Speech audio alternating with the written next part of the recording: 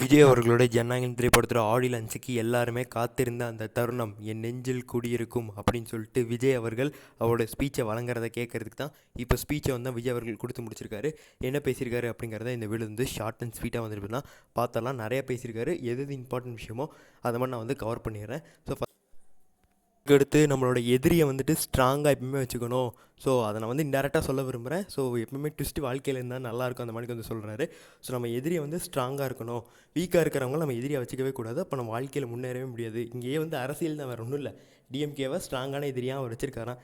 ஏடிஎம்கே என்டிகேலாம் ஸ்ட்ராங்கான எதிரியாக அவங்களை எதிர்க்க மாட்டாராம். அதை வந்துட்டு இப்படி சுற்றி வளைச்சி வந்துட்டு இப்படி தான் சொல்கிறாப்புல. வேறு ஒன்றும் கிடையாது. அதே மணிக்கு 2026 ஒரு மிகப்பெரிய மாற்றம் இருக்குது. ஸோ அந்த ஒரு மாற்றம் இங்கே மலேசியாவில் வந்து தான் எழுந்து தொடங்குது அப்படி சொல்லிட்டு நான் வந்து முடிச்சுக்கிறேன். அந்த மணிக்கு வந்தோம்னா சொல்லி முடிச்சிட்டாரு. ஸோ ஆடியன்ஸை பற்றி பேசும்போது அச்சுனோத் வந்து ஒரு நல்ல மேக்கர், நல்லா வந்து படம் பண்ணியிருக்காரு அந்த மாதிரி சொல்கிறாரு. மமிதா பைஜ் அவர்கள் டியூட் படம் நல்லா பண்ணியிருந்தாங்களாமா.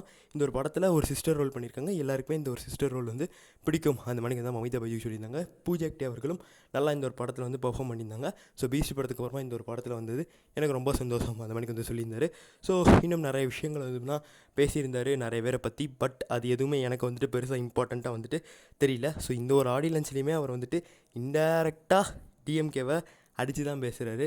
ஸோ படத்தை பற்றி ரொம்ப வந்துட்டு பார்த்தீங்கன்னா பேசலை. ஸோ ஓகே ரைட், நல்லா தான் இருந்தது ஸ்பீச்சு. ஸோ ரொம்ப மோட்டிவேஷனாக பேசியிருந்தார். ஸோ என்னைய கேட்டிங்கன்னா இது வரைக்கும் அவர் பேசின ஆடியோ லான்ச்சில் ஒஸ்ட்டு ஆடியோ லான்ச் இதுவாக தான் இருக்கும் என்னோடய பாயிண்ட் ஆஃப் வியூவில் வந்துட்டு தோணுது. ஸோ உங்களுக்கு எப்படி தோணுது அப்படிங்கிறத கமெண்ட்ஸில் பதிவு பண்ணுங்கள். எனக்கு தெரிஞ்சு நம்ம ஓவர் எக்ஸைட்மெண்ட்டில் இருந்தனால அப்படி இருக்குமோ அப்படி சொல்லி நான் வந்து நினைக்கிறேன்.